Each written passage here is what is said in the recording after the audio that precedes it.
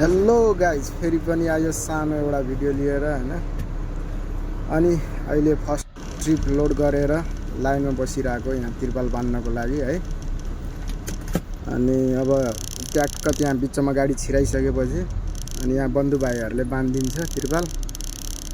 ट्याक्क तिरपाल बानेर अनि गइन्छ अनलोडिङ ठाउँमा है। यहाँ ट्याक्क रोकियो गाडी।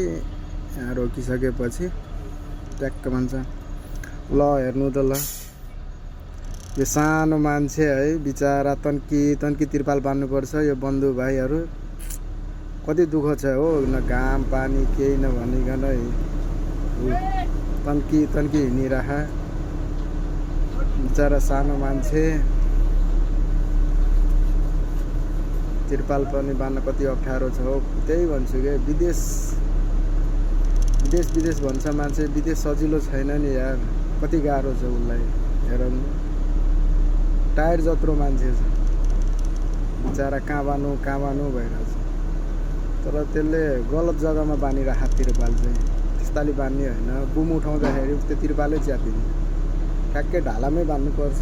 उसलाई नयाँ मान्छे भर्खर आएको बिचारा कता बान्ने, के गर्ने, कसो गर्ने भइरहेछ। कति गाह्रो छ त्यस्तो गर्मीमा बाहिर बसेर तिरपाल बान्नुपर्छ गाडीको। त्यही भन्छ क्या मान्छेले, विदेश भन्छ, विदेश सजिलो छैन नि यार। भने जस्तो कहाँ छ त, कति गाह्रो, कति सङ्घर्ष गर्नुपर्छ भन्ने त यहाँ आएर थाहा हुन्छ कि। मान्छे भन्छ विदेश जान्छु, पैसा कमाउँछु, कम गाह्रो छ विदेश। हेर्नु नि त्यो बन्धु भाइले कति गाह्रो भइरहेछ।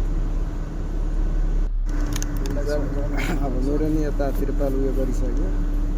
यहाँ ट्याक्क अब उसलाई सम्झाउन जानु पऱ्यो, त्यो सानो मान्छेलाई त्यहाँ नबान भनेर गएर यसो हेल्प पनि गरिदिनु पऱ्यो। उसको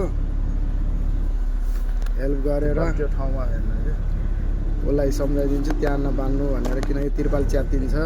उसले ढालाको यता देब्रे साइडतिर बानिरहेको थियो, ढालामै बान्नुपर्छ होइन।